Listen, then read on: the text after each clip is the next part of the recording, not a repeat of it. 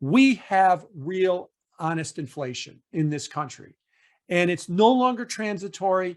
And the Fed has been so far behind the curve in recognizing that we have real inflation that they're still easing. They're still buying bonds through March 9th. A lot of people don't remember this about the late 70s, but inflation was awful. You know, I've heard people on Twitter and everything else go, well, do you know what's going to happen to this country if we had a 30% correction in stocks? And I was like, it's worse if we have 10% inflation. That's worse.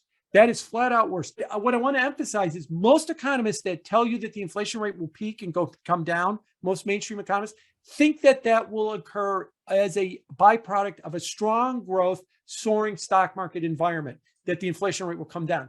I'm saying that raising rates, you will smash inflation because you've damaged the economy. And that's what will bring the inflation rate down. If you have high inflation, what is the one thing a central bank could do to bring the inflation rate down? Hit demand, lower demand, hurt the economy in order to lower demand, to lower the need to bid prices, and prices come down. If the markets want to do it for you by tanking another 15 or 20%, yes, you'll do less rate hikes.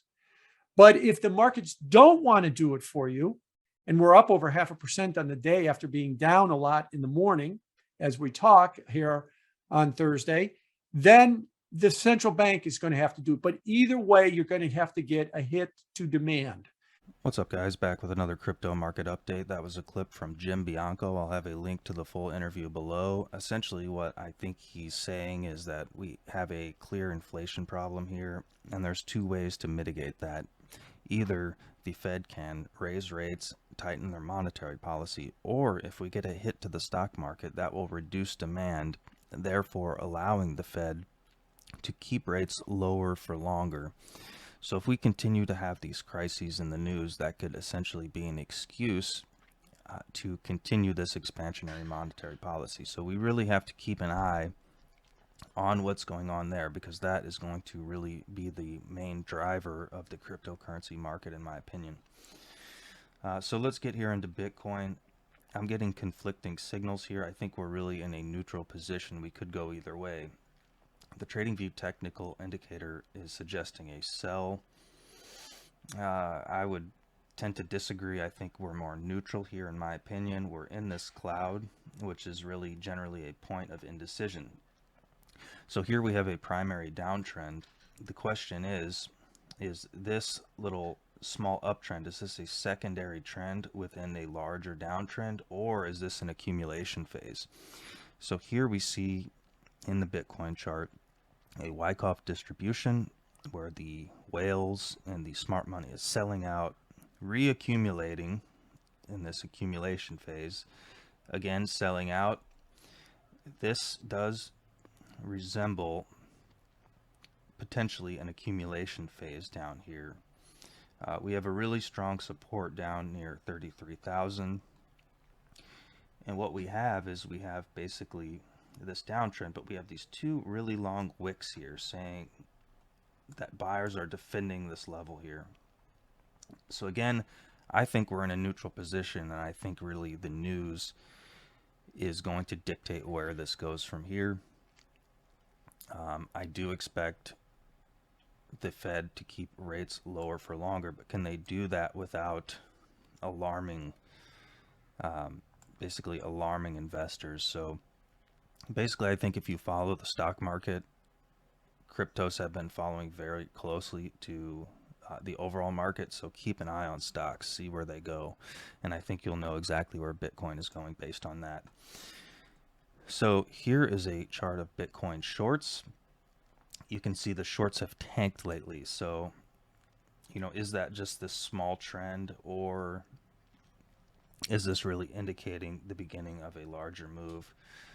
Follow this short chart, see if we continue down here. Again, that's going to be another indicator that Bitcoin is going further to the upside. The Ethereum chart is looking very similar. We have this kind of secondary trend here, these long wicks defending this area. We do have a sell on the TradingView indicator. And these candles are looking a little weak here in my opinion, but again, I think basically you're going to have to follow the stock market here. Wherever that goes, I think cryptos are going to go here in the next couple of weeks here. Ripple's an interesting one here. So this is a bullish pattern. We have basically a bull flag here. We have this flagpole here coming down, consolidating. This consolidation's lasted a decent amount of time. So we're right here up near the top of this trend line. I'd say if we break out above maybe 80, that would be a bullish signal. We do have these small shooting star candles though, which would suggest we may end up coming back down and testing the bottom of this trend line. I think that's probably the most likely scenario here. But again, look at the stock markets and the news, and I think that's going to be a big predictor of where these larger cap coins are going over the short term. Monero's been pretty disappointing. We do have a sell. I tend to agree with that in the short term. Monero is so user-friendly, though. I made some transactions recently, and man, it just the system works really well. The wallet, man, I really like Monero. I can't say enough about it, but unfortunately, technically, it looks like the most likely scenarios will hit this trend line and possibly roll over, retest this area around maybe 135 to 140 here. So that's what I'm expecting in the midterm.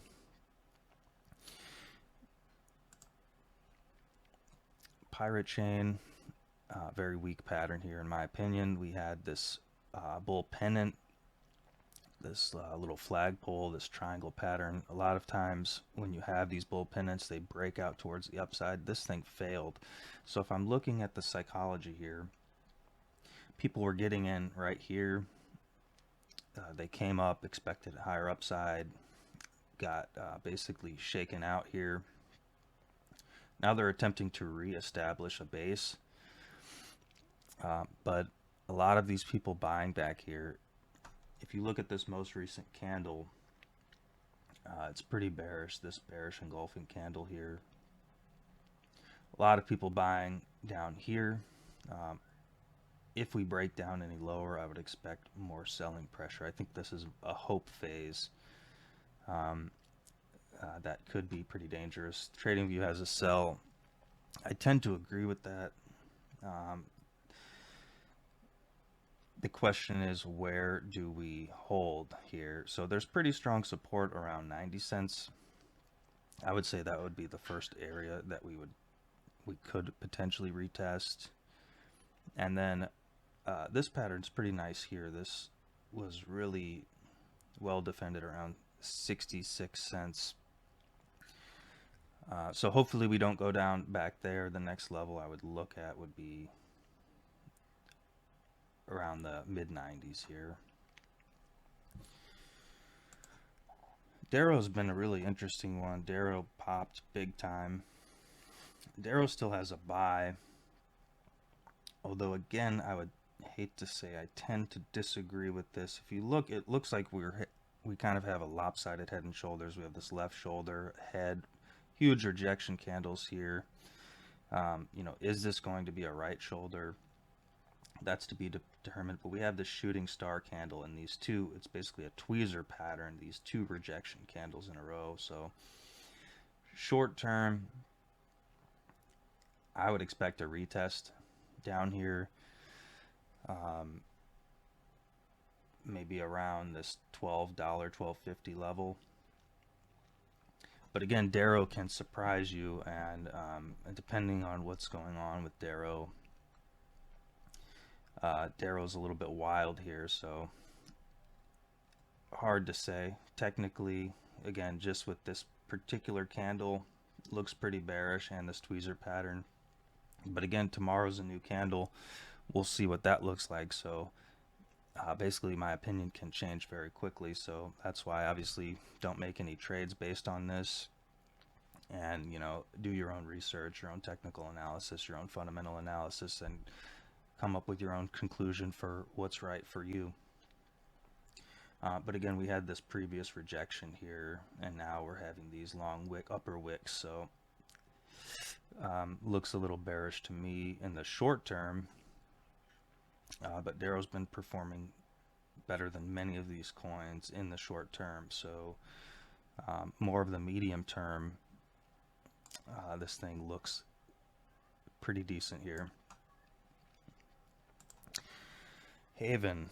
Yeah, I'm sorry for all you guys holding Haven. I've gotten a lot of views, at least for my channel, on Haven. And yeah, I don't know what to say. This chart looks awful. This thing's bottoming out. There's really nothing good to say here. So this thing's doing nothing. I expect it will just stay pretty stable. You might have some small kind of retracements where hope comes back into the market and gets rejected. I wouldn't be surprised about that.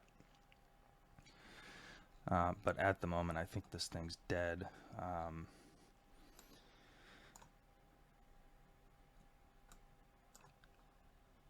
So Epic Cash, I haven't covered this in a while. Here the market cap's around 20 million.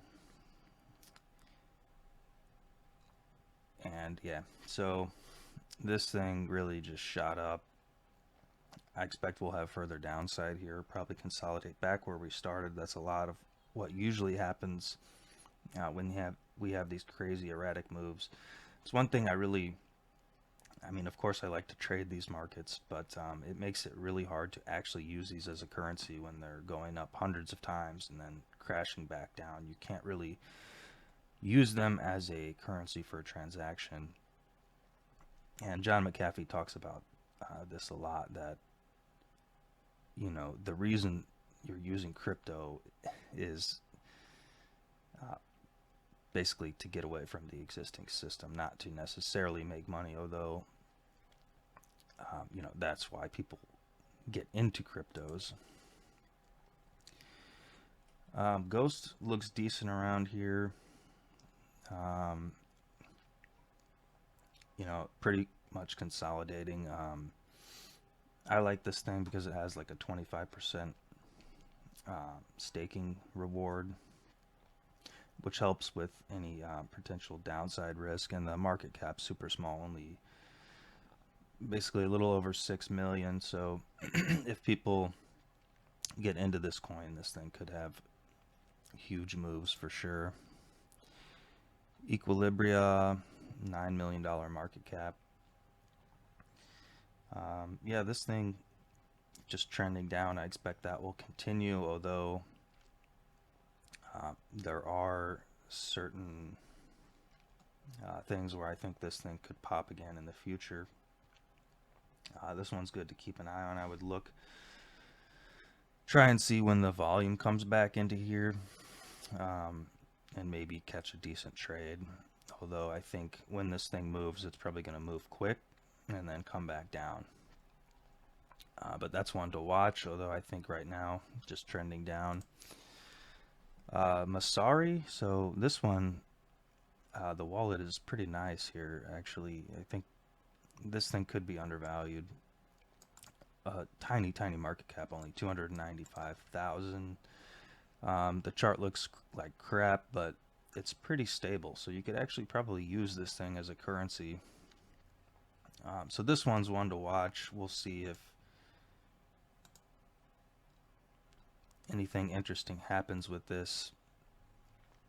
But for now, just keeping that on my watch list, trying to keep you guys updated, see if there's any potential moves in the future here. Iridium, again, similar market cap, a couple 100,000. This thing, it makes me laugh when I look at the wallet here. This thing, it's just kind of a shit coin, but looking for moves on this, trying to keep you guys updated if I see the potential for another breakout like we had before. And it's really easy to mine this thing, so that's another thing. If you have extra computing power, you can just download the wallet, start mining it. and then if it pops, just sell it off. One thing I wanted to mention is gold and silver have been doing exceptionally well lately. I think with this banking issue in Canada, people are realizing maybe it's not the best idea to keep your money in these banks, and the emergency powers were revoked in Canada. I think that could be potentially because of people pulling their money out of the banks in fear that they could be frozen. So it shows you we really do have more power than people would want to believe, especially if we're all coordinated together. This looks potentially like we all know JP Morgan manipulates these markets. This huge topping tail here would, to me, suggest probably JP Morgan stepped in to prevent this from going to the moon. But yeah, we're in a bearish trend now. We broke out above this triangle pattern. Probably I expect us to retest. We'll see if we can go higher from there. I expect we'll consolidate again for a while.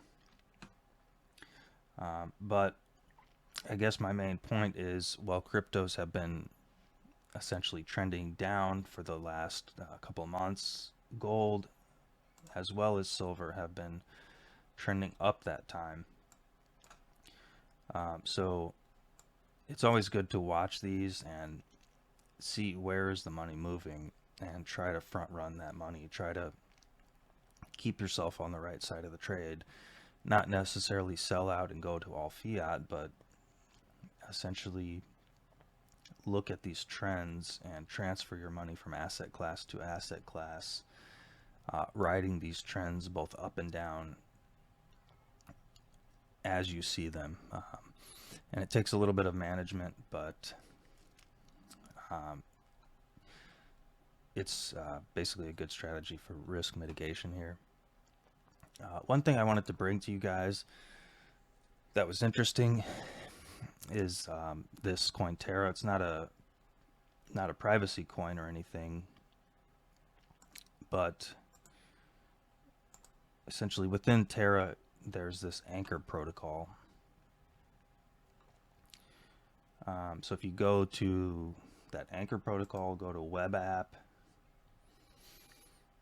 and earn, if you have extra fiat, if this will load,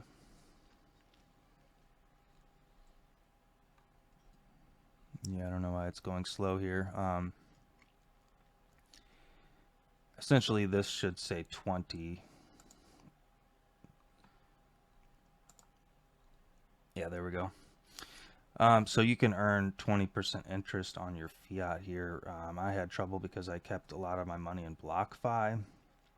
BlockFi got sued and you can't add money to BlockFi any longer. And so the fact that you can't add, I figure other people can't add, so other people can only remove their money, and therefore I don't want to necessarily be the last one out.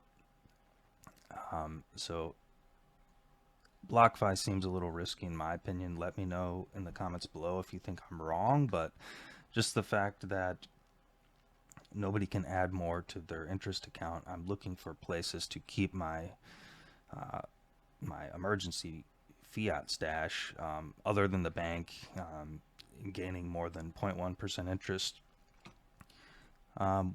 One would be potentially KuCoin, but the other, this is one that I'm going to try and get into and bring that information to you. So yeah, let me know what you think, guys. I appreciate everyone watching. Hope everyone is doing well, and I will see you in the next one.